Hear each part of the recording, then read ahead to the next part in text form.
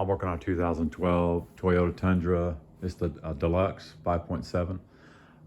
Compressor locked up. Here's the original Denso compressor. There's part number on it.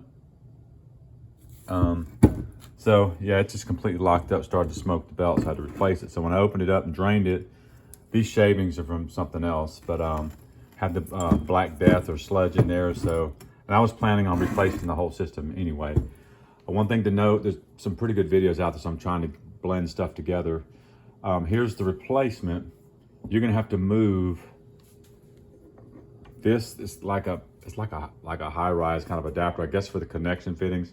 This, we had to drill it out because this part right here had like a 5.5 ml bolt in it, and it just wouldn't come out, so I had to drill it out. But that was sitting right here. And even like the Corollas have this little adapter just to bring this fitting up a little higher. So you'll need to bring this over to your new one. You'll see the plugs. This thing came pre-filled.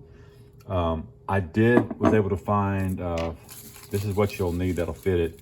I needed something like that to be able to fit in that little hole.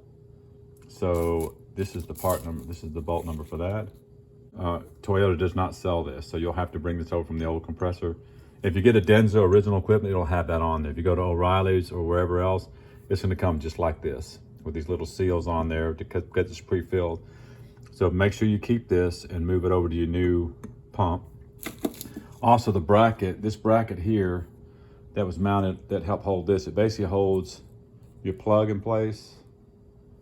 And it actually faces up a little bit. Way it mounts to this one, you can see how these holes are sideways. These holes here are like this. The AC shop where I'm gonna have them pull the vacuum and all that, basically this would have swung it up a little bit. So it doesn't really matter, as long as everything's out of the way of your pulley, you're fine. Other than that, the bolt holes are the same. This is a GPD pump kit. I think it's Global Products Distributors. You can order through them from direct, but places like Rock Auto and carparts.com, maybe Parts Geek, they carry this pump set kit. So the kit's gonna come with a bunch of different gaskets that you won't need, but all these green ones came from them because you want to replace all your O-rings. It also came with the appropriate condenser, and it also, the other thing it came with was the,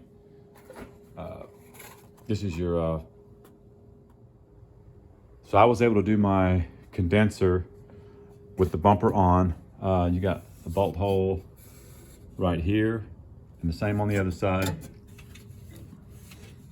It's right back here, and that gives you access to the bolts that go all the way through to this corner. And then you got bolt hole right here and here, and I believe I think they're 12, so I can't remember. You can figure that out. But 4 bolts holding this radiator, and the radiator will move back enough where you can press it about. It gives you about this much space, and so that's where I kind of basically brought the condenser up. Like I said, if it wasn't for those lines, these transmission cooling lines here, it would just, you could drop it right off the bottom. It actually almost falls right out. All you got is the brackets. Mine came with the brackets. This was a really nice kit that everything fit perfectly. It came with this bracket, all 4 brackets. I reused their screws, but it came with all that. So this was a perfect fit for mine. Again, I pushed the radiator back, and to clear these cooler lines, I was able to get it this far enough this way, and then it kind of, and then go slid up and out, and I brought it back in the same way. So that's how you'll do your condenser. Your compressor sits, this thing, just take this flap here and let that kind of hang down, and it sits right, you can see one of the lines hanging down. It just bolts right in right here. You can see the tap for both. There's one bolt hole there, there's one on the other side there, but the compressor sits right here. These are your lines. I'm leaving them off right now because I'm gonna be flushing those out shortly. But it's pretty easy access to your compressor. The tricky part is getting to your expansion valve. Most of them are deep in the dash. This one you can access. There's a guy, 2 different people showed. I saw one where a guy took his whole dash apart, and hats off to him. That's a big job. But all I had to do with this is basically take off the underside. There's plenty of videos to show how to do that, but this is just a plate here. If you want to let it get all the way out of your way, this just kind of slips. You see how that slips into like the release mechanism to pull the hood. And you can fish that out, and that gets it out of your way and just gets it completely back. I used a bungee cord here just to peel this back because you want to get up under here, and I'll show you where that is.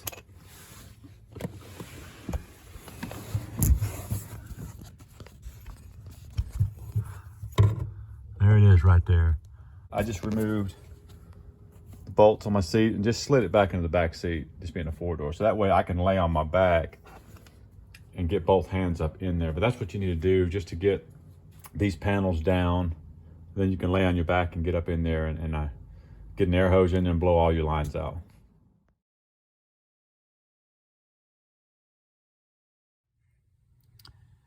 So this is a left-handed job. I can't really get my other hand up into that well without removing more dust. I don't want to. So I was able to get a small screwdriver and peel off the black kind of sticky rubber wrapping kind of stuff that goes around that to keep it from sweating onto your feet here. But it's exposed. You can see those screw holes. I'm not sure what the size is. I'll figure that in a minute, but just remove those and that should just pull straight out of the block. So I'm able to get up in here with a T, I think it's a T25, and unscrew these like this.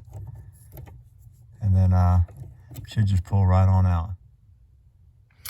Use a little bit of a screwdriver here just to kind of just carefully, I didn't care about this side because that's the old part, just kind of just tweeze it over a little bit. And then some of the stickiness on the top was holding it up a little bit. That should get it back, get it pried loose. Here's your original equipment part, the Denso. There's your part number. Here's the part from GPD. Guy that's going to be doing my air conditioner evacuation and recharge.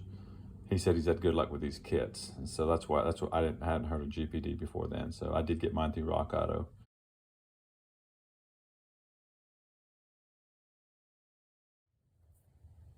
So you've got a 10mm bolt holding these lines in here. And this way you can get to your lines. You can blow those out, get these all clean when they want to go clean it.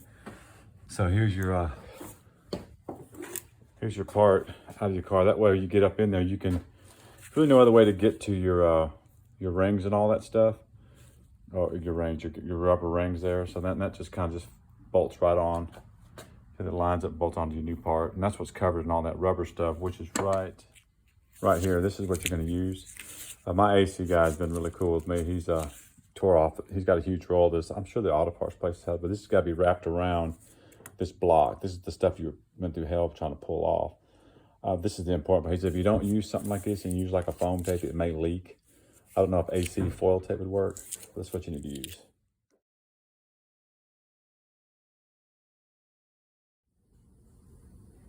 So I went ahead and removed these two lines here. This clip here just does a release. With that, I'm gonna leave this in place, just bend it back a little bit and hook up my flush kit to right there. And then I've got a cup down here with some paper towels in it so it's not going to splatter everywhere. That's the only line I had to flush out in the car. I didn't want to get this and try to fish all this out of here. I'll let them really easily come out with no problem. And that way when you go to put it all together, you've got a good solid flushed out system.